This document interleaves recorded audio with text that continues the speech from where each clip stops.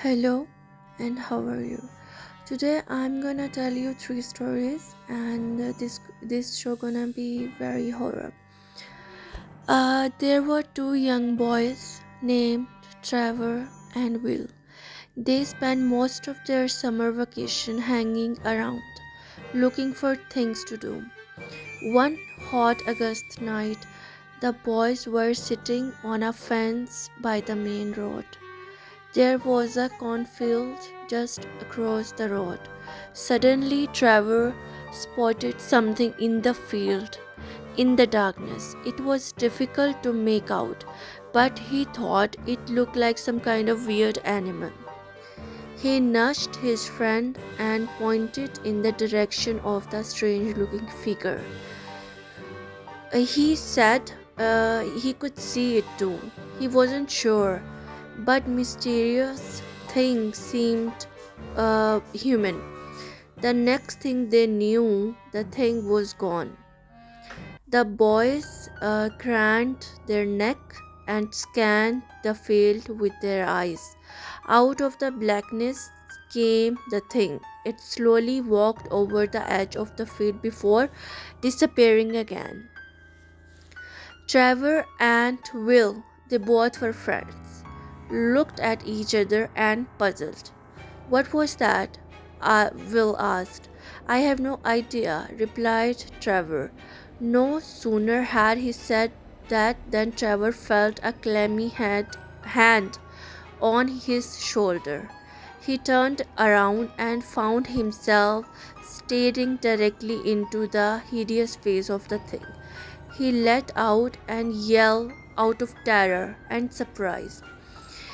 The rotting skin on that thing face was coming off in places, revealing the bone underneath. For a moment, it just stared silently at Trevor with its dark, sunken eyes. Then it suddenly grabbed hold his arm. Trevor felt its fingernails dig into his flesh, and he wriggled out of its grasp. The two boys leaped off the fence and ran down the road, screaming in horror. They didn't stop running until they reached their homes. They tried to tell their parents and friends about the thing they had seen that night, but nobody believed them. When Trevor woke up in the next morning and scratches on his arm were still there, after a few days they got worse and worse. Trevor got sick and his parents took him to the doctor. After examining his arm, the doctor told the boy it was infected and gave him some pills to take. Unfortunately, Trevor's condition got worse and worse. The infection spread to his entire arm, and it wasn't long before his flesh was rotting and falling off. He was taken to the hospital, but no matter what the doctor did, no treatment seemed to work. The infection spread throughout his whole body. Trevor was confined to bed and started to waste away.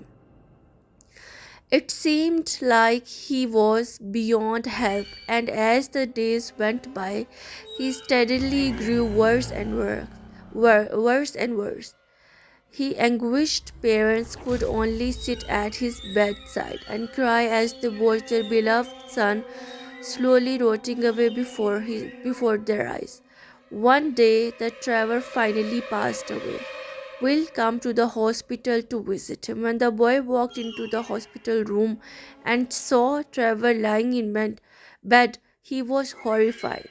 His friend looked exactly like that thing. The next story is the dare. So let's get started and gonna see what it's all about. One night in a small American town, a young girl threw a party and invited all her friends from school. There was a large group of boys and girls. As the night went on, they began telling scary stories. One boy said he had heard an urban legend about an old graveyard that was located near the girl house. According to the story, an old woman had been buried in the middle of the cemetery, and there were rumors that she was a witch. They said that if someone stood on her grave at midnight, she would grab them and drag them down to hell. I would never go near that graveyard after dark, another boy said. You all are a bunch of morons, laughed the girl who owned the house. It is just a silly superstition. I can't believe you had taken it seriously. The boy who had told the story turned to her and sneered. It's all very well to be brave, they said. It's good to be brave. When you are safe and warm in your own home, I think you had to have a different attitude. If you actually went to that graveyard, um, it wouldn't make a difference, replied the girl haughtily. Okay, then prove it, said the boy. We will all go down to the cemetery and wait outside while you go in and stand on the old witch's grave. A grave doesn't scare me, said the girl. I will do it right now. She challenged herself that she will do, and it doesn't scare her. You will have to prove you really did it, said the boy. Otherwise uh, you might uh, you might chicken out. He took a knife from the kitchen drawer and handed it to her. Stick this knife in the grave, he said. Then we will know you were there for sure. The group of kids set out for the graveyard, and when they reached the old iron gates, they gathered in a circle. All of them stared at the girl. She tried to pretend she wasn't scared, and she hoped they didn't see her shivering in fear. She tried to pretend she wasn't scared, and she hoped that they didn't see her because she was shivering in fear.